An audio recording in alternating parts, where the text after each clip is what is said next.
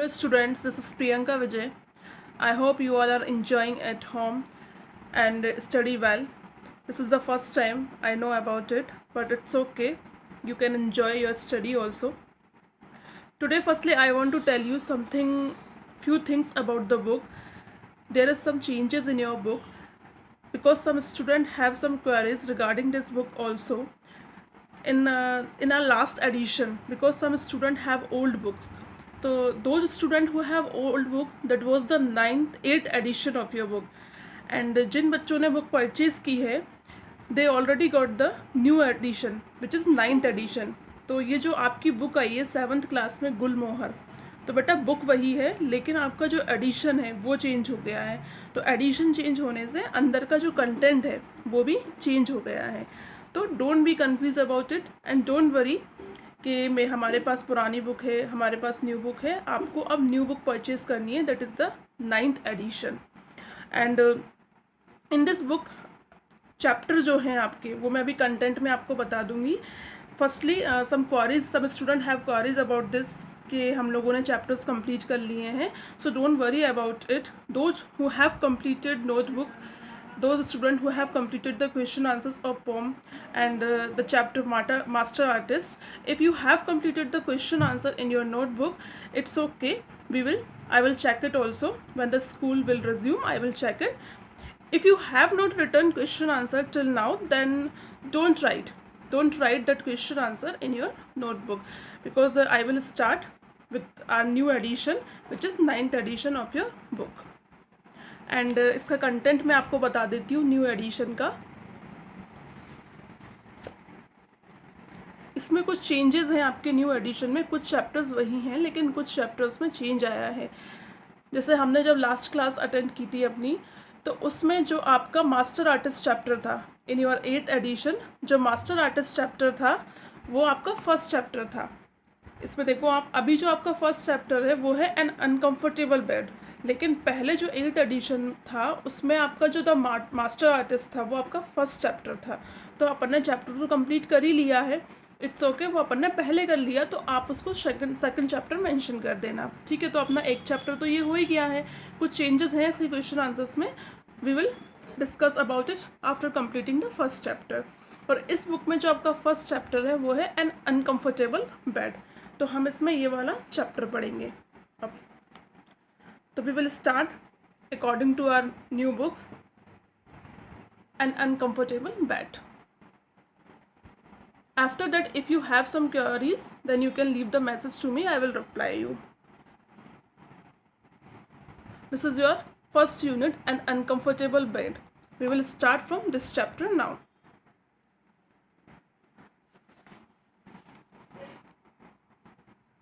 An uncomfortable bed, which is written by Guy de Maupassant.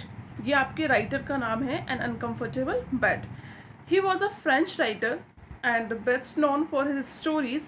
He wrote around 300 short stories. इन्होंने 300 short stories लिखी हैं, along with a few novel and travel books. The Necklace and An Uncomfortable Bed are some of his most famous stories. तो जिसमें से An Uncomfortable Bed. Now we will start this chapter. Paragraph first. One autumn I went to spend a few days with some friends in Picardy. इस chapter में जो writer हैं वो ये बता रहे हैं, ये राइटर पूरी स्टोरी नैरेट करेंगे, तो हम इस फॉर्म में इसको पढ़ेंगे.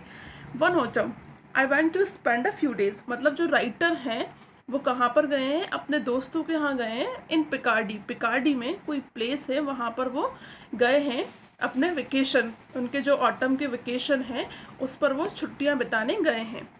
माई friends were fond of practical jokes. I don't care to know people who are not. My friends, मेरे जो दोस्त हैं, आर फॉन्ड ऑफ, उन्हें पसंद है, क्या पसंद है, practical jokes. Practical jokes is like that jokes, it is not verbally. ये जो जोक्स होते हैं वो वर्बली नहीं होते, जैसे हम वर्बली किसी से जोक करते हैं, तो ये वर्बली जोक नहीं होते. इट्स अ प्रैक्टिकल जोक, जैसे प्रैक्टिकली किए जाते हैं. Like if we are in the home, someone pull our chair, तो that is a practically joke. I don't care to know people who are not, और मैं उनके बारे में केयर नहीं करता जो प्रैक्टिकल जोक्स को पसंद नहीं करते. मतलब राइटर और उसके फ्रेंड दोनों प्रैक्टिकल जोक्स को पसंद करते हैं और अक्सर वो लोगों के साथ ऐसा किया करते थे। When I arrived, they gave me a grand reception, which at once made me rather suspicious. They cheered loudly, embraced me, and made much of me as if they expected to have great fun at my expense. अब क्या हुआ? When I arrived, जब मैं वहाँ पहुँचा, कहाँ पहुँचा? अपने दोस्तों के यहाँ पहुँचा। They gave me a grand reception. उन्होंने मेरा बहुत वार्म वेलकम किया। ग्रैंड रिसेप्शन मीन्स उन्होंने मुझे बहुत अच्छे तरीके से वेलकम किया। Once at once made me rather suspicious. अब कई बार होता है कि उनको जो राइटर हैं उनको इतना ग्रैंड वेलकम किया गया उनके दोस्तों द्वारा, फ्रेंड्स द्वारा, कि वो सस्पेक्ट मतलब डाउटफुली उन लोगों को देखने लगे, उन्हें शक होने लगा कि कुछ गड़बड़ है। द cheered loudly, वो बहुत ज़ोर से उनको cheered up कर रहे थे, एम्ब्रेस्ड कर रहे थे, उनको हक किया, बहुत वार्म उनका वेलकम किया। और अब मुझे ऐसा लग रहा था कि and made much of me, कि वो मुझे टारगेट कर रहे हैं, क्योंकि उन्हें पता है कि उनके जो दोस्त हैं उनको प्रैक्टिकल जोक्स पसंद हैं। तो वो उन्हें वहाँ पर डाउट हो रहा था कि शायद ये मेरे साथ कोई जोक टारगेट करने वाले हैं। As if they expected to have great fun at my expense, क्योंकि ये जो यहाँ पर रिएक्ट कर रहे हैं, जैसा यहाँ मुझे अटेंशन दे रहे हैं, जो इम्पोर्टेंस दे रहे हैं, उससे ये लग रहा है कि आज मैं यहाँ पर टारगेट होने वाला हूँ इनके जोक्स का। I said to myself, look out old ferret, they have something in store for you. तो मैंने अपने आप से कहा, मन ही मन मैंने कहा कि मुझे ऐसा फील हो रहा है like old ferret. Ferret means होता है a small cat like small animal which hunts rabbit by entering their burrows and driving them out। मतलब जो एक बिल्ली टाइप का कोई स्मॉल कैट टाइप का एनिमल होता है जो रैबिट्स को उनके होल में से बाहर निकाल लेता है। तो वहाँ पर वो ऐसा फील कर रहे थे कि आज मेरा शिकार होने वाला है। दे have something in store for you, शायद इन्होंने मेरे लिए कुछ ना कुछ प्लान किया हुआ है। During the dinner the mirth was excessive. I thought here are people who are really amused to amused। अब during the dinner time what will happen there, during the dinner time मतलब जब dinner का time होता है, everyone was on the dining table, और dining table पे क्या होता है, the mirth was excessive. mirth का मीनिंग यहाँ पर होता है लाफ, हैप्पीनेस। तो वहाँ पर जो हैप्पीनेस थी वो इतनी ज़्यादा थी कि उन्हें वो सोचने लगे, here are people who are really amused to amuse. मतलब जो यहाँ पर लोग हैं वो काफ़ी स्ट्रेंज बिहेव कर रहे हैं कि यहाँ पे तो कोई रीज़न ही नहीं है खुशी का, तो ये इतना खुश क्यों है। There does not seems to be any reason for such mirth। यहाँ पर इतनी खुशी का कोई रीज़न तो मुझे लग नहीं रहा कि ये लोग इतना खुश हैं यहाँ पर। They must have plan some good joke, शायद इन्होंने कुछ ना कुछ प्लान किया है। Surely I am not to be the victim of the joke attention. तो वो कहते हैं श्योरली आई एम नॉट, मतलब मुझे ऐसा लग रहा है कि शायद मैं यहाँ पर इनके प्रैंक्स पे, मतलब मैं यहाँ पर इनका विक्टिम बनने वाला हूँ। तो बी अटेंशन, तो वो अपने मन में सोचते हैं कि I have to be very aware about it, I have to be very attention here, because मुझे यहाँ पर उनको सस्पेक्ट की नज़र से सबको देख रहे थे कि शायद मैं यहाँ पर विक्टिम हूँ, अब मेरे पे जोक किया जा रहा है। The entire evening everyone laughed in an exaggerated fashion. वहाँ पर पूरी शाम को सब लोग काफ़ी हंस रहे थे, काफ़ी ओवर लाफिंग हो रही थी। एक्सग्रेटेड का मीन्स ओवर लाफिंग। तो बहुत ज़्यादा वहाँ पर लोग अनयूजुअली बहुत ज़्यादा खुश थे। Just as a dog can smell whatever it is hunting. जैसे like a dog can suspect everything whatever the surrounding is there. तो जो भी उसके आसपास होता है dog can smell, dog can suspect there. तो उसको ऐसा लग रहा था, वो बिल्कुल डॉग की तरह सोच रहे थे कि मुझे ऐसा लग रहा है कि यहाँ पर मेरा शिकार होने वाला है। I could almost smell a practical joke in the air. में हवा में प्रैक्टिकल जोक्स की स्मेल सूंघ सकता हूँ। मतलब वो ऐसा सोच रहे थे कि नहीं, कुछ ना कुछ गड़बड़ है यहाँ पर। But what it was it, लेकिन वो क्या है।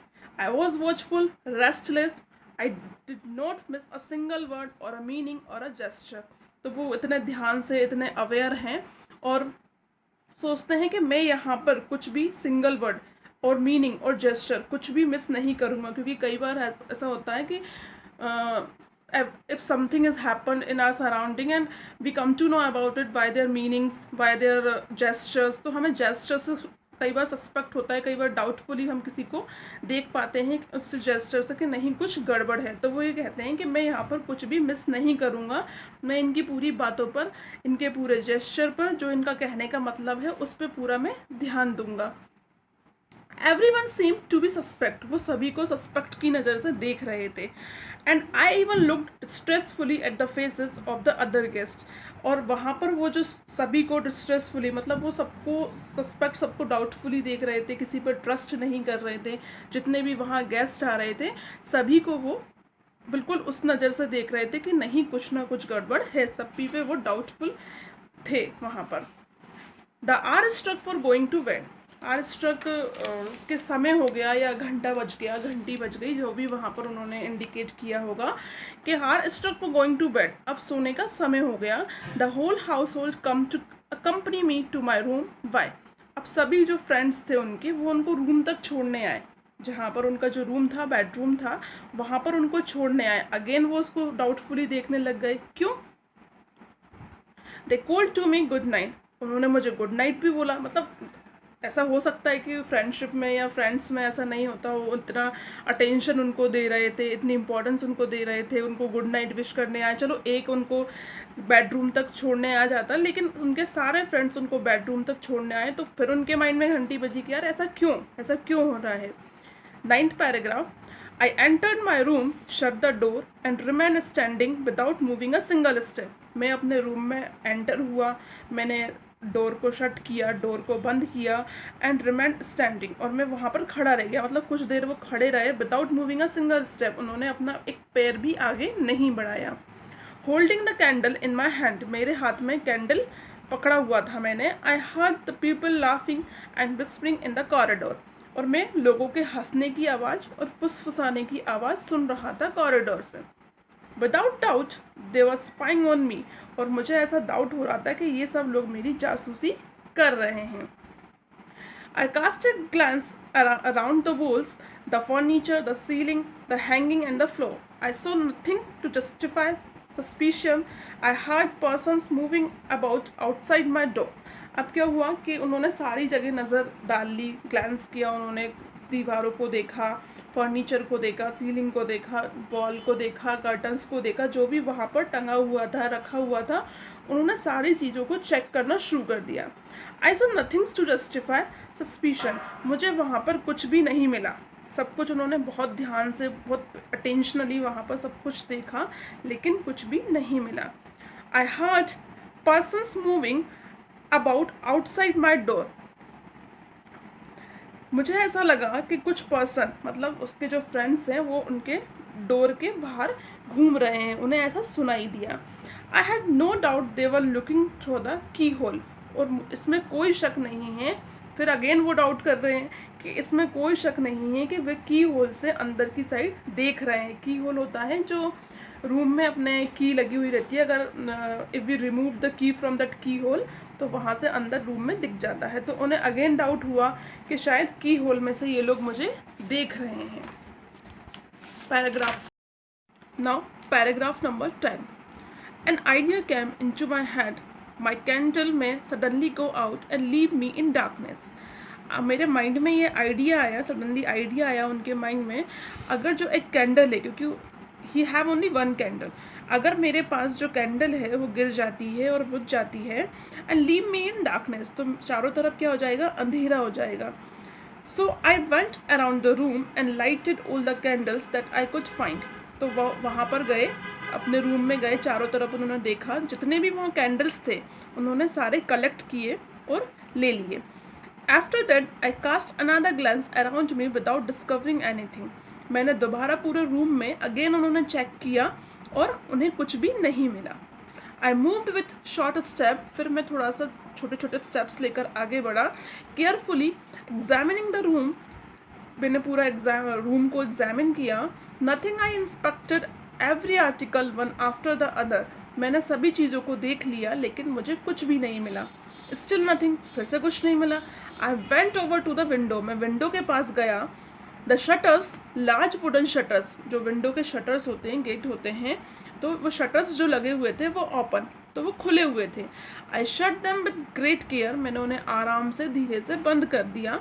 देन ड्रो द कर्टन्स, मैंने पर्दों को भी लगा दिया। एनॉर्मस वेलवेट कर्टन्स, एनॉर्मस यानी वेरी बिग, तो वहाँ पे जो वेलवेट के कर्टन्स लगे हुए थे उन्होंने उनको भी लगा दिया। And placed a chair in front of them, और उनके सामने मैंने एक चेयर रख दी आफ्टर केप्ट चेयर देयर। तो जो वहाँ पर अब वो सेफ हो गई कि अब जो विंडोज़ है उनको कोई खोल नहीं पाएगा, तो उन्होंने विंडो के सामने चेयर रख दी। So as to have nothing to fear from outside, तो अब बाहर से डरने की कोई बात नहीं है क्योंकि विंडो वगैरह सब उन्होंने पूरी क्लोज कर दी। सो till paragraph 11 we have completed. Now in our last class we will continue our next paragraph, we will continue and we will complete the full chapter. Till then, thank you, have a good day.